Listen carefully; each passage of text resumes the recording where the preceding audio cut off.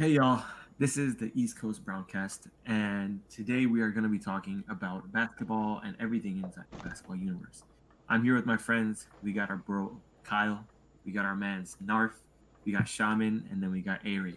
My name is Issa, and today we're going to be giving you guys just a little rundown about what we're going to be talking about, but mainly we're going to be talking about the NBA. And for starters, I'm gonna let my man Shaman take over, and we're gonna be talking about the finals and a couple other things. So, Shaman, tell me, what do you think about the Heat versus the Lakers, and how do you think this is gonna affect LeBron's legacy? I mean, it's kind of a double-edged sword if you ask me. Like, because the Heat were a very good team that, that didn't have an easy road on the way up. They had to go up against the number one team in the East. They also had to go up against the Celtics, aka the team I hate the most. And Bruh. they also, they also, had a few people injured. So in this definitely has it's a thing that goes both ways for LeBron. Like LeBron got his third ring, got his fourth ring with three separate teams. Now that's not an easy thing to do. But that being said, having a partially injured team with like a majority of the starters, kind of being out of rhythm and not having that much chemistry, considering they were in and out during the games of the finals where the pressure is the highest. Like it could definitely go both No, ways. But no, no, no. You can't blame that on injury. Come on now. Because look at it this way: LeBron, he's at such an age, and he's still working so hard to maintain his health. Like that's part of being an athlete. And the Lakers, they were able to condition themselves to play at the highest levels, and injuries happen. You can't knock a team for winning based off of the opposite team having injuries. I never said that, but like that for me, my point of view on it is certain people feel a certain type of way about it, but I think this is good for LeBron's legacy. So what do you think, Aray? Man, I gotta beg to differ because, in my opinion, Differ then. I'm against Narf. Yeah, I'm against you, Narf, because I think this actually affects his legacy in a negative way. All right, okay. Hear me out. Not in a negative Oh way, God. but it doesn't do justice for his legacy because, first of all, I do think injuries did have a big part to play, and not his team because his team stayed healthy. But all right, let's go back to the Blazers. That was an easy matchup for them. And then guess who got hurt? Their best player, Damian Lillard, got hurt. I want to say it was like Game 4, Game 5, and then he just sat out the rest. Right? And then on top of that, who did they play next? The Rockets. Westbrook missed the first two games, and don't get me wrong, Westbrook is trash, but Oh. and we can argue about this. That's a bold take. We can argue about I'm this gonna whole say thing. I got no. balls of steel. But no, well, Westbrook was playing with an injury. They even said it later on that Westbrook was injured. He wasn't at 100. Exactly. Yeah, Come on, bro. You and give and James also Harden that handicap. Come on. Like you got to and give him also Russell Westbrook regularly is not the best player. You give him Russell Westbrook that is coming off an injury that hadn't played in a while. Like that's very difficult to deal with. It's almost as bad as playing with way off Paul George. Like come on. well, You know no, what I mean? Westbrook in the season was amazing. Come on, he was pulling up triple doubles. He was actually playing better than James Harden in a lot of the games. So you can't knock Westbrook for being a. All right, well, I'm just saying the stats show that Westbrook was really good for the Rockets in the beginning of the season before. Okay, but Yeah, I honestly thought they were gonna take it. all So, right, but you're talking so, stats, right? so My bad. regardless, right? What we're saying is that the Lakers had. Are we saying the Lakers had an easy route to the finals, or are we saying I that agree with that. Yep. hard? Yep. Yeah. I think it was easy in my Well, opinion. Well, obviously it's easy for the Lakers because LeBron James is so damn good, and he has Anthony Davis, a top five player, making it even easier for him. So obviously he's gonna make it look like a cakewalk just because the Lakers are such a great team and LeBron's such a great player. Like, yes, injuries played a part, but that's also testament to LeBron's greatness of him being able to stay Yeah. healthy. And even AD got hurt so many of the games, and he like the manned up and like went through with it still. You gotta give him a Right. break, man, because like what LeBron hasn't had it easy over the past 5 years or so. He had to go up against the up and coming Warriors back when he lost both Kevin Love in the first round against the Celtics. When we Yeah. got my man, the professional wrestler Kelly Olynyk going after him, and and then we had what do you call it, Kyrie getting hurt at the end of Game 1. So he's had Yeah. his fair share of injuries on his side, and then eventually, he had to put up with like I don't know what you would call the 2018 Cavs and go up against the unstoppable The G Golden. League roster, Bro, that's what I'm Mhm. saying. And then The G Leaguers, LeBron and friends. yeah, whatever the Cavs G League affiliate is, it's just they he's had bad he's had bad teams on his end. Give him a break, dude. Like he's gone through injuries and adversities on his side now. Like you can't hold it against him that he played against an injured team because that's not him. Like what the hell did he do to make it happen? Like that doesn't make any sense to me. Mhm. And even then, like, I think it's kind of messed up if we say that LeBron had it completely easy for the West because, like, let's say the Portland Trailblazers, they got injured, right? And then we look at the Rockets, their chemistry wasn't that good because Russ was injured, right? But even if like you discount those two teams, right? You look at the Denver Nuggets, they were a team, bro. They clapped the True. Clippers. They like came back from 3-1 twice. That's a All right, team. That's a good team, right? But the all right. Lakers still made like light work of them, dude. So I don't think I'm gonna have to disagree with you there. No. So with the Blazers, like if you watch like all these analysts on TV and stuff, they always want to say that, oh, this is gonna be a lot more difficult for the Lakers than it is. The Blazers, their problem wasn't their offense, it was their defense. Their best option to guard LeBron was Gary Trent, and I don't know off the top of my head how tall he is and how like size and everything, but I'm pretty sure he gives up at least a couple inches and at least like 35 to 40 pounds to LeBron. That's one. They didn't have Trevor Ariza, who was out of the bubble because he decided not to come to the bubble. So that was their best defensive option. In the first place, he was gone, and after that, it was Gary Trent, who, like I said before, just didn't have the size, and then old Carmelo Anthony, who's like 70 years old now. In the second round, they had to Oh, play God. against Still good though. the okay. If you want to call Yo. 17 points a game on 21 shots good, Did okay. you see that last game? Did you see that last game though? He was amazing. So I don't know. Yeah, Did they they win, lost in though? 5. They Did they lost win, in though? 5. And in the next round, the Rockets, I thought that if James Harden had been aggressive the whole series, they might have been able to push it to 7. I still had the Lakers winning that because they just didn't have anything for Anthony Davis. Like their small ball, their pocket rocket, micro ball, all that wasn't going to work against Anthony Davis. That works against big men who, when you pressure them, they don't know how to give up the ball and they can't really shoot. But Anthony Davis basically turned into Kevin Durant in terms of shooting in the bubble, and it was ridiculous. The mid-range shots, the contested shots he was hitting, it was insane. And then who'd they play? They played the Nuggets. Yeah, the Nuggets beat the Clippers, sure, but it shouldn't have went to a Game 7. Doc Rivers got badly outcoached by Mike Malone. Continued to play Montrezl Harrell, who hopefully is not back on the team next year and is on some Toronto bad Raptors. team putting up. Oh, dude, you don't want that. I'm telling you, you don't want that. I'm telling you.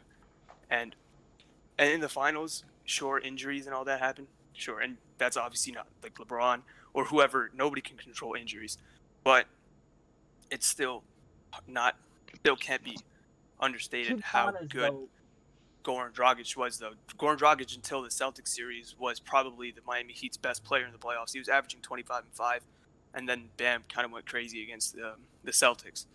And then Bam got hurt as well. He was their best option against Davis, and the rest of the games he kind of got into foul trouble. So that's just my opinion. Obviously, LeBron can't control, or whoever, the Lakers can't control who they play. They just beat who's in front of them, and they did that. Props to them. However, it was a pretty easy run to the finals. Mhm. But that's just my And- opinion.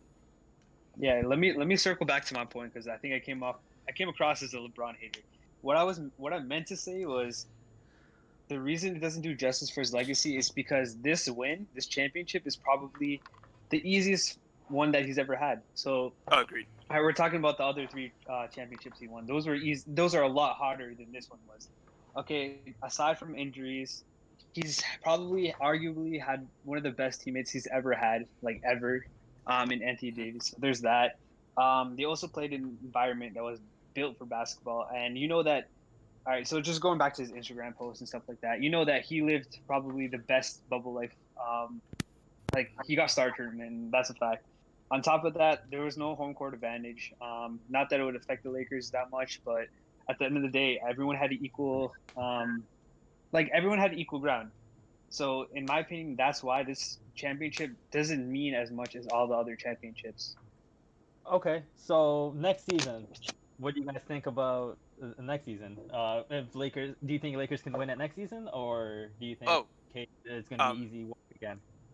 I mean, I think they can definitely repeat when you have LeBron and Anthony Davis, as long as LeBron doesn't show signs of declining, and he hasn't yet. I mean, they definitely have a chance, but it's going to be a lot tougher next year. You have the Warriors coming back. We don't know how KD is going to look coming off an Achilles tear, but if he's even 80 to 85% of the player he used to be, he's still going to be an All NBA level player. You have Kyrie on um, the Nets I, as well. The I don't Nuggets are going to want get better. I don't The want to say Mavericks like are going the to get Nets. better. Yeah. Sorry, go ahead. My bad. No, you No, can. no, go ahead. I don't want to say like the Nets are gonna be too amazing, man, because Kyrie has this like Hey, bad history of like always like messing up a team, bro. Like hey, if you look at the Cavs, like, and he always had a problem with Braun, bro. hey! Don't And then disrespect my Injuries as Nets. well. He always See, has injuries. no, like I don't hate the Nets at all. I think they're a great organization with Kenny Atkinson and everything as head coach and everything. Hold on He's there. see, not even head He's coach. gone. Never That's Steve mind, Nash never, now. never mind. When he was coach, I think it was a good team, but they only added firepower with Kyrie and Kevin Durant. But I think the thing is that you got to remember, like, Kyrie has this history of like messing up teams, bro. Mhm. And that's not see, to say he's a bad He player. he only has one his. Oh, actually, no. The Celtics and the with the Cavs, they won a championship with him. So I don't know. After they He won can't. the championship, he always had something to say, man. see, I, I get where you're coming from because he kind of did like with the whole thing in Boston, but that was kind of like the circumstances were so specific. Like he went out the first year before the playoffs started, and nobody expected the Celtics, even though I'm pretty sure they were the 1 seed that year, if I'm correct. Nobody expected them to make it past the second round. They ended up beating the Bucks, and then they ended up who they play in the second round. Was it the Wizards? I don't remember. And then they made it all the way to the conference finals in 2018 against the Cavs and pushed it to a game 7 where LeBron had to go crazy and Jeff Green had one of his best games ever. And Well, but the I'll thing say is with. that Yep. Go ahead. like the thing with So, the Nets right now, I feel like LeBron is much more of a natural leader than Kevin Durant is, and I feel like Kevin Durant would be more willing to follow Kyrie's lead than LeBron ever was, which I mean makes sense. LeBron's one of the 2 greatest players of all time, you know. Kevin Durant, as great as he is, and people can say what they want about his rings, and he obviously earned them, but he had to join Steph's team to win those rings. They needed him after he joined, but he did have to join Steph's team to win. Yeah, That's just my opinion. right. Here's what I'm saying with Kyrie though. You can't knock him for being a toxic player. Like, yeah, sure, he had his What do you moment mean? What do in you mean you Boston. can't knock him for that, bro? Hear You me can out. knock Hear me him out. 100% for So that. okay, so well, Jimmy Butler had the same history of being a toxic player. Look at him now. He took the Heat to the finals. So Hmm. yeah, sure, Kyrie has that history in Boston where he wasn't able to lead the team to what they wanted to be at, and he left the Cavaliers after winning a championship. So you can't say he was bad in the Cavs. But anyways, right now in Brooklyn, I feel like he can prove himself to be a leader. After all, he's the vice president of the NBPA, and that isn't for any That didn't no happen by reason. accident. Oh, No, oh, Kyrie That's not clearly him by has accident, is what he leadership meant. skills. I think Kyrie clearly has leadership skills. I think him and Kevin Durant, like he convinced Kevin Durant. You've seen in the clip of Kyrie and Kevin Durant in the All Star game talking to each other, and Kyrie clearly convinced Kevin to come play with them. So I think they could both work together in the Brooklyn Nets. If they can just stay healthy, I think Nets are a contender. Hmm. Music to my For ears. sure. I'm a Nets fan. uh, but I feel like, in my opinion, that whole relationship, I don't think that's the Nets' biggest problem. Like I'm looking at their roster right now, actually, and they have some offensive weapons. Obviously, Kyrie and Durant are 2 of the better offensive players in the league. Um, but I think their problem is going to be their defense. I mean, and I could be wrong, but they don't really look like they have great defensive players on their team. Like I couldn't like if you gave one of the Nets players to, you know what I mean, like get a stop in the game. I don't know who that'd be, like who their best option to stop somebody would be at the end of the game. Are you kidding me? It's They have just Garrett Allen, bro. Dr. and James, DeAndre Oh Jordan man. for some reason starts over him. I don't understand. Yeah, they're definitely gonna have to make some changes, especially now that they brought in Steve Nash and Amari Stoudemire as their assistant coach. They're looking like a really offensive-minded team, so they're Yeah. definitely gonna have to work on their defense. I agree with All right. I'm gonna have to stop you guys right here because first of all, this is the Eastern Conference, so we all know that the Lakers are gonna have to go through some tougher teams on the Western Conference to even make the finals. And on top of that, I'm not so sure the Nets are gonna be that great. You know, you got teams like the Celtics who are probably the best team in the NBA. No, I'm just kidding, but okay, but on a serious note, the Lakers are gonna have to go through multiple good teams to make it to the finals. So it honestly might just be a feat to get to the finals in the next year itself. You know, like like Kyle was talking about, he was saying that all right, so they got to go against the Mavericks, who are going to be great next year. You know, they're probably going to make some nice offseason acquisitions. We don't know yet. Right. You're going to have to go through the Warriors, who are looking to be probably healthy by the next time the season starts, and then all the other teams. You know what I'm saying? Yeah, don't discount the Spurs, man. You got DeJounte Murray, bro. What are they gonna do? They're gonna trade DeRozan and then they're gonna tank. That's what's gonna happen with the Spurs. Bro, people have been saying that for the last 20 years, and they never tank. Yeah, they haven't because they haven't, but they should. I mean, they have an amazing coach with Greg Popovich, but I don't think Spurs are in a contender. I mean, Memphis has been great too with John Morant, like the performance that he put up. Then you can't count New Orleans out either with Zion. I mean, the hype is New Orleans gonna be good. New Orleans is going to be really good, especially with Brandon Ingram. He really went off. I don't think they should trade Drew to Holiday. There's a lot of conversation about teams wanting Drew. And if I was the New Orleans, I would not trade him. He's just such an amazing player. He keeps the team together. I think he's integral to the team's success. 100%. And then who else is there? Denver's continuously growing. Go ahead. See, I agree with your point about the Pelicans and how I do think they'll be better next year. But I definitely think that if they don't want to commit to playing Zion at the 5, which at this early I wouldn't, I'd rather have him play the 4. They have to get a center who's a better shooter. Like last year, they relied a lot on Derek Favors. They had Nico. I don't know if I'm saying his name right. Nicolo Melli. He could shoot a little bit, but if I'm that team, I'm trying to get a guy who can space out and give Zion a little bit more room to attack the rim because he hasn't really shown the 3-point shot yet. Really creating off the dribble, his best attribute right now and his best tools are his insane athleticism and his size because like that combination he's just difficult to deal with for any team, you know. So that's just my opinion. Yeah, makes sense. The one thing I'll say is Derek Favors is not doing them any favors by not spacing out the floor, so yes. I actually think he's a free agent. Yeah, I think he's a free agent this year coming into the offseason. So for Pelicans, what kind of coach do you think they need? I think they hired Stan Van Gundy. Sexiest man alive. Sexiest man alive. Oh, dude, freaking monster. Does he have a history of being a good development coach, or what do you think he's gonna get out of? He got the Orlando Magic to the NBA Finals. He surrounded Dwight Howard with 4 shooters. And it's kind of remarkable considering how many bad draft mistakes the Magic made around that time. He wasn't great in Detroit, but that's because he had to be the general manager at the same time, and being a GM and a coach at the same time rarely works for any team. Rick Pitino tried doing it with the Celtics in the early 2000s. That was really bad. Doc Rivers did it and wasted Chris Paul's prime, which I'll never forgive him for. Stan Van Gundy ruined the Pistons by trading for Blake Griffin, which I'm happy he did, even though I like Blake Griffin. And I feel like no one could have seen what happened to like Blake Griffin coming, dude. Like you expect him to have one injury and like be done with it, but then it happened year after year. Clippers curse, man. It's just how it is. You got to expect it if they play for the Clippers every year. Speaking of Clippers, I'm just gonna segue to that. I know one of you guys is a bit more passionate about the Clippers, and what do you think about Tyronn Lue taking the reins over? Okay, so before I talk about Tyronn, I'm just gonna throw some numbers at you guys, if you don't mind. All right. So this is one of the Clippers lineups against the Denver, or this is Clippers 3-man lineups in the playoffs with Kawhi Leonard and Paul George. So this first lineup, their best lineup, the third player it included, their offensive rating was 115.8. Their defensive rating was 104.6. That comes out to a net rating of 11.1. Their worst lineup, which included a third player, played 80 minutes, they had an offensive rating of 91.5, which is terrible.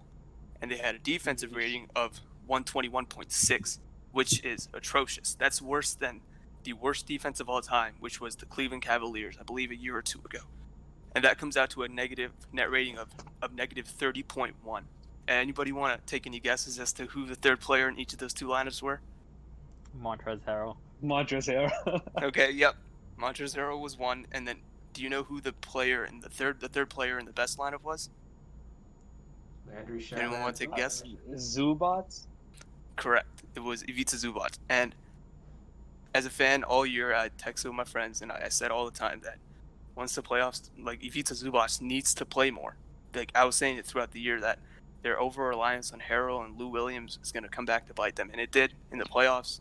When Montrezl Harrell, people were talking about him making $20 million a year at the start of the year. I'd be surprised if he got over like $12 million a year on this contract, because he was thoroughly exposed in the playoffs. And you can say what you want. Sure, Kawhi, nobody played well for the Clippers in Game 7 at all. Everyone was bad besides JaMychal Green. Yeah. But it should not have gone to a Game 7 because Doc Rivers was so badly outcoached, and his. Do you think Ty Lue's any better of a coach than Doc Rivers, though? Yes, 100%. Because Doc Rivers' problem in the playoffs was that he would never make in-game adjustments. He would continue to think for some reason that. And in my opinion, I still think the Clippers should have made the Western Conference Finals. Ty Lue done? Ty Lue's been coached by LeBron. Ty Lue got coached by LeBron. That actually is not true, because from what I've read and what I've listened to in other podcasts, Ty Lue actually he made in-game adjustments in 2016 when they came back from 3-1. He decided to play Richard Jefferson over Kevin Love, which, I mean, Richard Jefferson at that point in his career was a role player, and Kevin Love was still a semi-all-star level player. So that's. And one thing I really hope Ty Lue does, outside of obviously in-game adjustments and optimizing the players on offense, is I really hope he can bring some level of accountability to this team. Because in Game 7, the Clippers went 6 or 7 minutes without hitting a field goal, and they continuously shot jump shots. And I will never forget this, because I was watching it, and I was watching the team's season slip away, and I was so angry. But Doc Rivers called a timeout, and he started clapping. And I was just thinking, what are you doing? Are you not gonna lay into these guys for just continuing to settle for jump shots? And I really hope he can bring some accountability out of Paul George, because I'm sick of that guy. I'm so sick of Paul George. I think the problem with Paul George and Doc Rivers is their love triangle that they had. I guess he dated his daughter. All or right, something. man. So, Okay. All right. I think that made coaching him very complicated. And I don't knock out on Doc Rivers. I think Doc Rivers is. All right, still bro, an you got amazing 10 coach. seconds to finish this train of thought, because I don't know where you're going with this. Yeah. So I think it would be good to have. I was gonna say Doc Rivers in Philadelphia. I think he's gonna be amazing with that team. See, I want to disagree there, because if you couldn't figure out how to optimize the Clippers offense, and they have a lot, they're in terms of fit, like their players are just so much better as a team compared to Philadelphia, where they're literally playing like they're 2001. They have Al Horford and Joel Embiid playing together. Like, I can guarantee you, he's still gonna run out that lineup and say it's a make or miss league. Sometimes you make your shots, sometimes you miss them. And one problem with Doc is, like, players' coach gets thrown around a lot, but he would never ever bench Montrezl Harrell, and Montrezl Harrell would continue to blow rotations and not defend the rim. He would insist on playing him even after the Clippers blew a 3-1 lead. When Doc was having his conversations with Steve Ballmer, he still insisted Harrell was a better fit for the team than Ivica Zubac. And you can rely on the eye test or on numbers, either way, whichever one you'd like. But both the eye test and the numbers heavily favored Zubac, and Rivers continued. I could be wrong. Doc Rivers could go and figure out Philly, which I doubt is going to happen. But at this point, there's much more reason to doubt than there is to be optimistic in terms of Doc Rivers. Okay, speaking of doubt and not being optimistic, I don't think any of us need to have much input on this. The Knicks got Tom Thibodeau, and R.J. Barrett as well as Frank Ntilikina will be playing 49 minutes a game. All right, next one. Exactly. All right, moving on. Okay, so one that I find interesting is the Brooklyn Nets. Let's do that one real quick. So Atkinson, as my man pointed out earlier today, uh, he out, and Nash is in. So I know one of us has a bit of a charged opinion on this. Yeah, Oh, wait. I got a really big take on this one. All right, so I think everything's gonna fall apart. And hear me out. Oh, Okay, wow. first let me just quickly talk about Tyler just for a quick second. So I'm gonna have to agree with Kyle and say that just looking at it at face value, Tyler would probably be good for the Clippers. He was an assistant coach last year, so hopefully he's able to manage those egos. He did it with LeBron. I know people look at it and say, "Oh, he wasn't good with LeBron," but I mean, he won them a championship. Whatever. Okay, so talking about Steve Nash. All right. So Steve Nash is the head coach. They just got Amari Stoudemire, right? So both of those guys played for the Phoenix Suns, and did they win a championship there? Anyone answer for me? No. All right. So they don't have that winning culture with them, right? So when you combine that with players like that are super dramatic, like Kyrie and KD, you're gonna get a mess. You know what I'm saying? Because if you take somebody that's won a championship like KD, even though maybe it's not well deserved, whatever, and then one with Kyrie, these guys, you see what Kyrie did in Boston. This is gonna cause a huge dramatic wave, and I just have a feeling that it's all gonna blow up. And I'm sorry, Shaman. I know you're a Nets fan, but in my opinion, I just don't see how it's gonna work.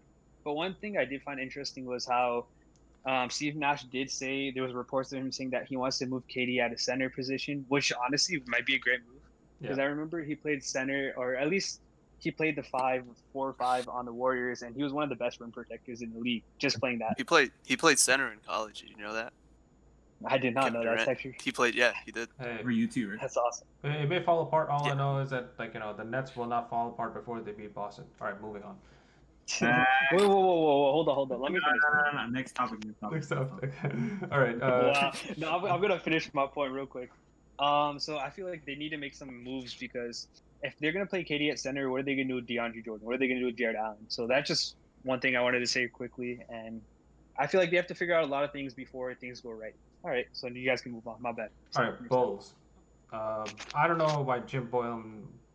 I'm not even gonna. The name that shall not be said. What about Billy Donovan? What you guys think?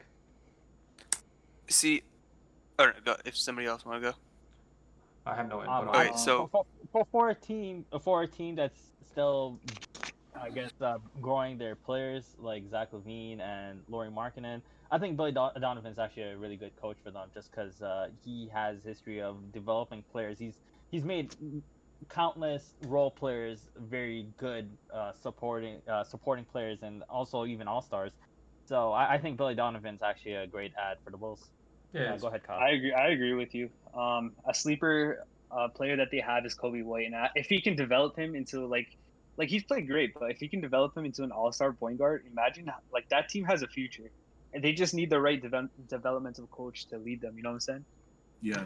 So in my opinion, I don't think he's their biggest sleeper player. I think their biggest sleeper player is Wendell Carter Jr. I personally really like Wendell.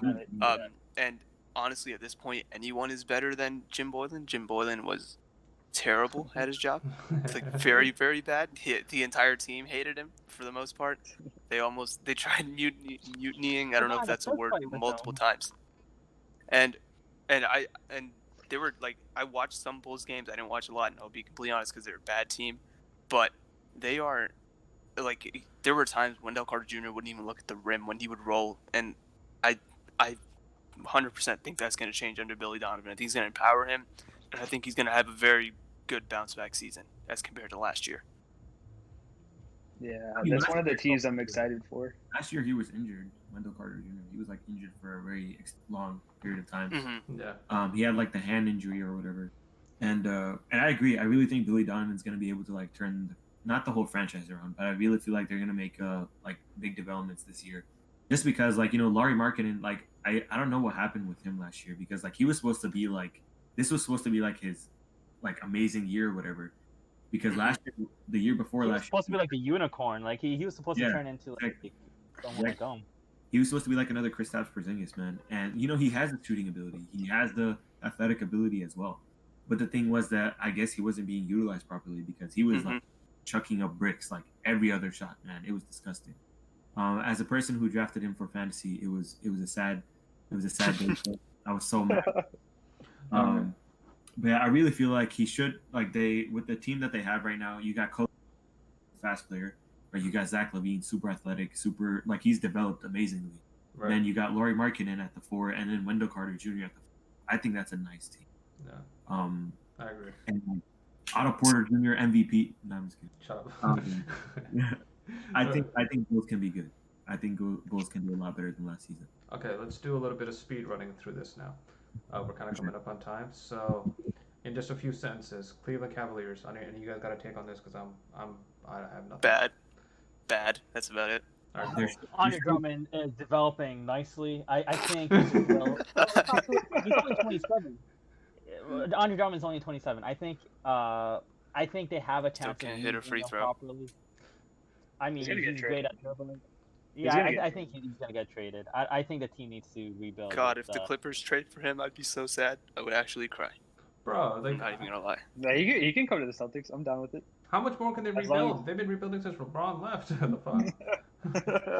I mean, LeBron only left 2 years ago. Come on. I think it takes 4 to 5 years to actually rebuild into a proper team. I See, think The proper and- structure. what Tristan Thompson said, bro. He said we're still the team to beat in the East. After never forget. Never See, forget.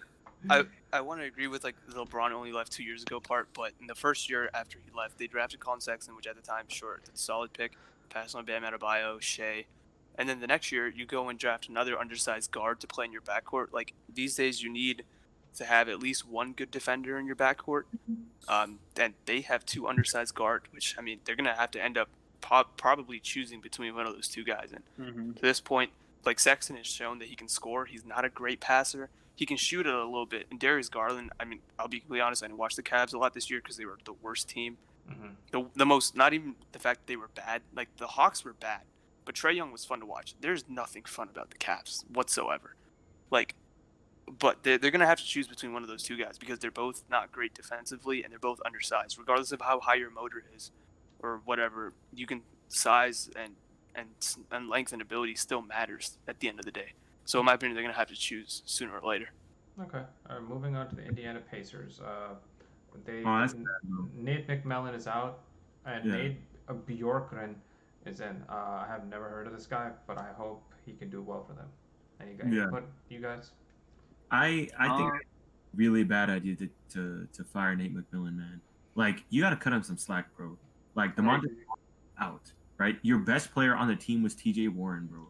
Like T.J. Warren has developed, right? But you're forgetting that Victor Oladipo was coming off a freaking ruptured quad. Like all these things, I feel like they should have cut Nate McMillan some slack, and they shouldn't have kicked him out so quick. That I actually do agree with. Honestly, I'm gonna have to agree with you too. Yeah, I also agree. But I mean, their new coach isn't all that bad himself. He was the, I believe, assistant coach for the Raptors 2018 to 2020, and he did win a championship. So I think he definitely has a lot of insight on how to be a good team or a great team. So I think we shouldn't knock him so early. I think he could do.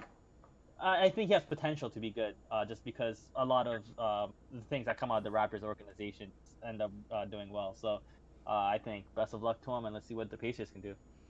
Okay. Yo, do you want to trade Nick Nurse for Montrezl Harrell? Would you be down? I think Raptors are going to sign Montrezl sooner or later. I think No, he man. can develop My into- condolences to you. Like Hey, he's ahead of time. 26. He's still young. I think he can develop into a great talent. I think he just had a rough last year, and I mean the year before that he was amazing. So I think he's not a bad player. I think he just needs someone Wait to till he's guide him. closing games for your team in the playoffs. Just wait. You'll see. Oh, You'll God. feel my pain. I think as a Clippers fan, you shouldn't knock on your player so hard. I think he's still young. He's still developing, and Ty Lue should be able to get him on the right path. So I hope he's not on the team next year for that chance. That's just me, though. Oh my God. Okay.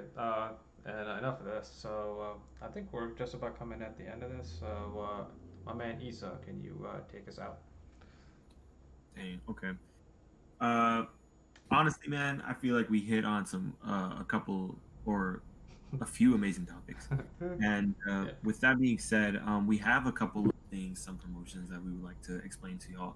I know my man Aray set them up. Aray, you want to talk about the socials and whatnot? Yeah, if you guys enjoyed our show, we appreciate you guys for listening. You guys already know we gotta hit you with the socials. So if you guys want to follow our Instagram, we're gonna post some things here and there. It's gonna be the East Coast Browncast.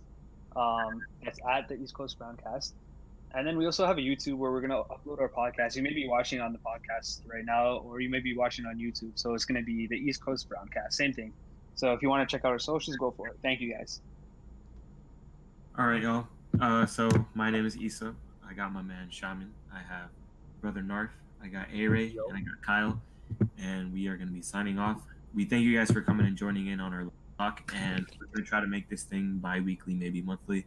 And hopefully by the time the NBA season starts back up, we'll be cranking out a lot of content. Thank you guys so much for listening in, and we'll catch you guys later. Raptors 2021 champions. Nah, Celtics, bro. Giannis Celtics dynasty. Hell out of here. Celtics dynasty. 2020. Nah, yo, 2021. nah. That ain't happening. All right, we're done for that. That's it.